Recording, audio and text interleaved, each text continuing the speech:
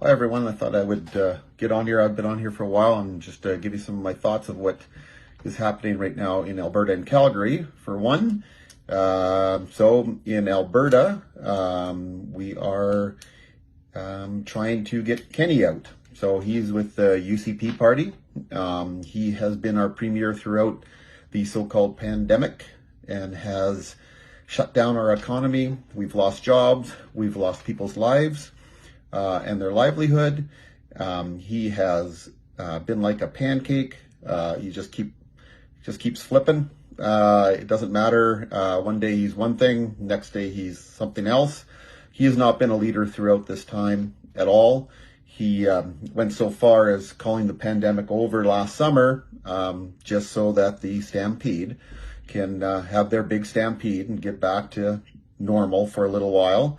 And then promptly, once summer was over, boom, right back into it again, and continued to take people's rights away, businesses away, opportunities to carry on business.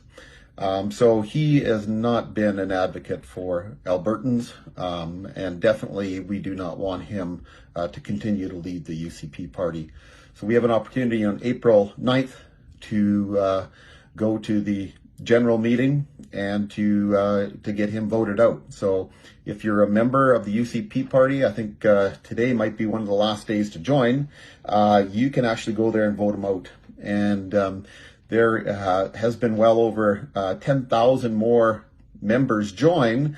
So I'm hoping that the majority of them are actually going to be like me and vote against having him in as our premier. We don't care right now if he gets voted out. We want him out, and we will figure out who best suits being elected into that position again after we get him out. So one thing at a time here, and we'll move on. With regards to the Calgary rally that happens every Saturday downtown, we have been trying to continue to get our point across that not all mandates have been lifted. In BC, they're still in full force, and also the federal mandates, all the travel mandates, leaving your country, flying within your country, rail service, all that stuff for the unvaccinated people. You can't do it, and that's all because Justin Trudeau continues to keep the federal mandates in place. Those need to go, and we will continue to fight for our rights and our freedoms, and continue to fight to get rid of all mandates. And sorry, just getting rid of some of the ones in the provinces doesn't do it. We want all mandates done, and we will continue to fight for that. As I said in my video back in September, you give an inch, they'll take a mile, and they did. And to try to get that mile back now, for us Canadians is difficult. You have someone like Justin Trudeau who will lie, cheat, steal, do all that stuff as a leader, to continue to be, I don't know, he's not even a leader. So continue to be in his position. He continues to do that, and he divides Canada. He divides his people that he's supposed to be representing and he's supposed to be leading. And he's a big fraud. He's not our leader.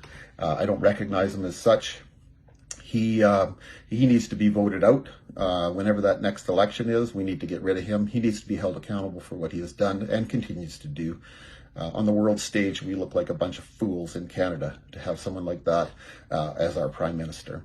So speaking of the protest rally again this Saturday, it's a worldwide rally, and I'm going, and I'm hoping all of you are going to come as well that are in Alberta and close to Calgary.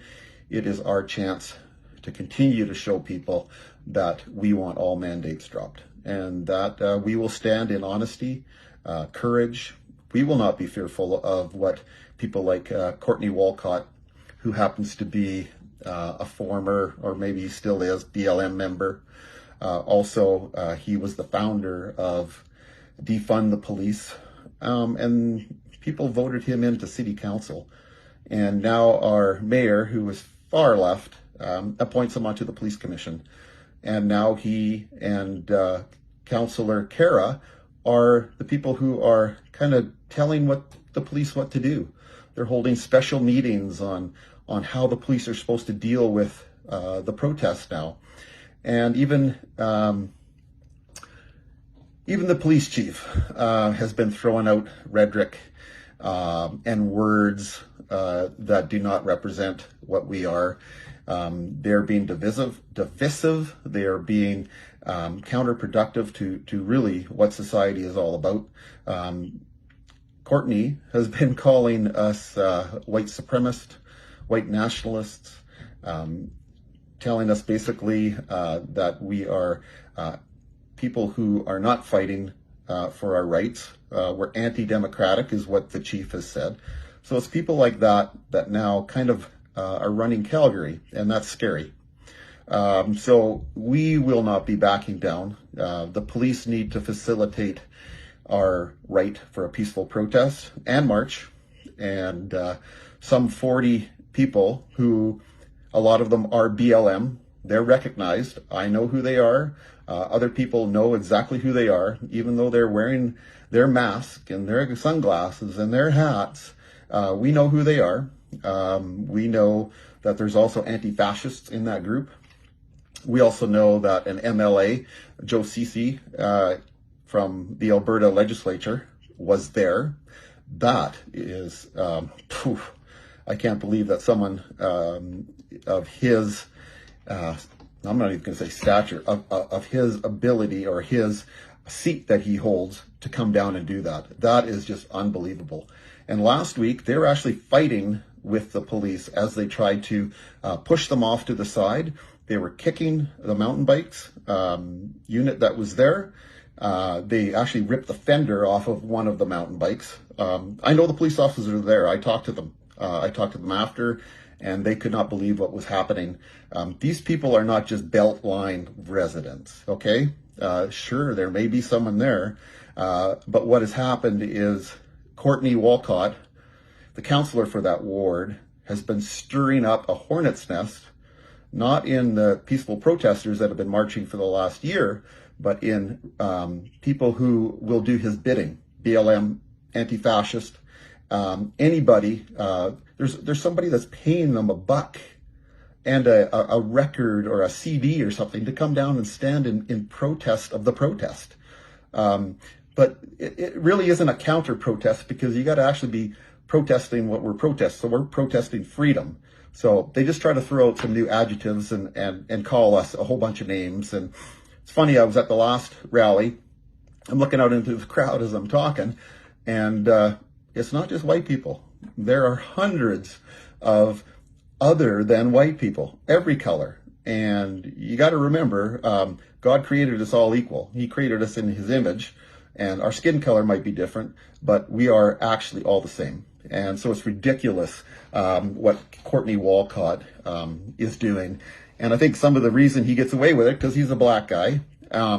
What can Brian say against a black guy that's calling me a white supremacist? It's, he's kind of got the cards in his favor there. But I'm not racist. I love all people. I'll protect all people. I've been protecting people in my career as a police officer, and I'll continue to do that now. So we are not any of what they are talking about. They are saying about us, that they're throwing out into the world of who we are. We will continue to be there with courage, with integrity and honesty. We will continue to stand up, and we're going to hold the line, and they will hear our voices, and we'll do it peacefully.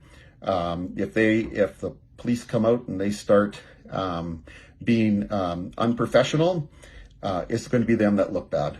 It's going to be the other side that looks bad. It won't be us. It won't be me. So if this is going to be a repeat of Ottawa, then so be it.